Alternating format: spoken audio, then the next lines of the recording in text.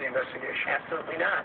At the time you and your staff deleted nearly 32,000 emails, about half of the total volume, were you aware that the server was going to be sought as evidence by federal authorities? No, but let me clarify this, because, there's much misinformation going on. And by the way, here. just stop real quick. Let's pause it. Let me remind you that of the 2,079 classified emails that have been discovered on that email server and published in some degree, or in some cases withheld because they're so sensitive, by the State Department, that is only about half of the emails that resided on that server.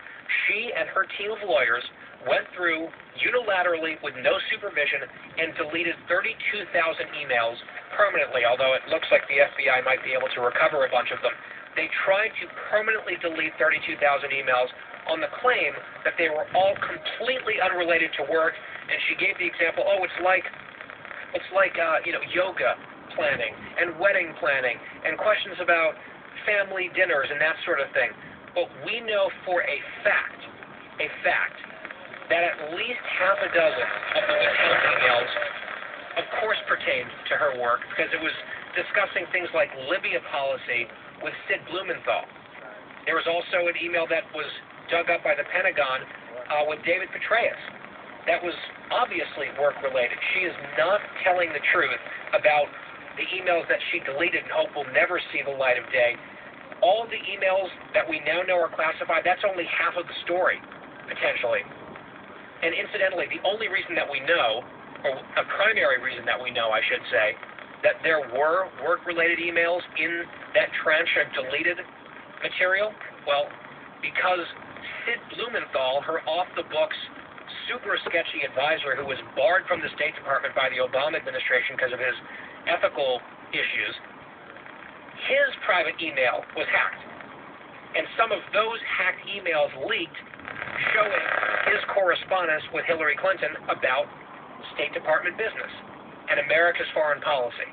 So because of someone else's unsecure private email getting hacked, we found out that Hillary has been lying about the contents of the deleted emails. So, back to Hillary with Bret Baier. Here comes her canned explanation and spin. Start with the basic facts. I have said it wasn't the best choice to use a personal email. It was a mistake. However, I am not alone in that. Many people in the government... Nope. You are alone in setting up your own private unsecure server. No one else has done that. That is only you. And it's not just a mistake. Officials said it was a violation of, quote, clear-cut State Department rules that she herself had admonished State Department underlings about. A federal judge appointed by President Clinton, ironically, has confirmed that this was a violation of the rules. So the idea that this is, just sort of a lapse in judgment and other people have done it, she'll bring up Colin Powell later on in the interview, there is absolutely no comparison to what Condoleezza Rice or Colin Powell did with their emails, where they occasionally used a private email account for State Department business. That is separate and totally apart from constructing and setting up a private server that is woefully unsecure against the policy on which you did all of your professional business exclusively, and through which you trafficked in secret, top secret, and beyond top secret sensitive government secrets at the highest levels. There's no comparison at all, and yet she tries to conflate it constantly as a means of deflecting from what she's done. Back to Hillary. For me, past and current have on occasion or as a practice done the same. Nothing I sent was marked classified or that I received was marked classified. And specifically... Okay, stop. No. The marked classified thing is total baloney. Of course it wasn't marked classified because she set up an entire server to avoid the classified system. That was the whole workaround.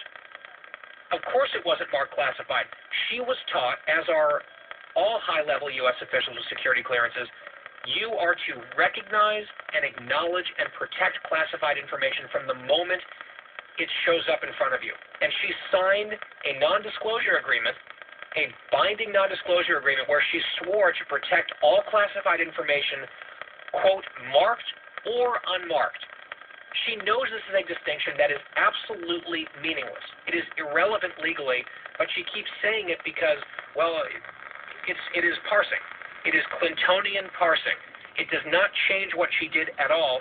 And by the way, Mrs. Clinton, when those emails involve the Iran negotiations and drone strikes and foreign people, foreign nationals on the CIA payroll, the North Korea nuclear system, it does not take a genius or a seasoned diplomat to recognize that as classified information.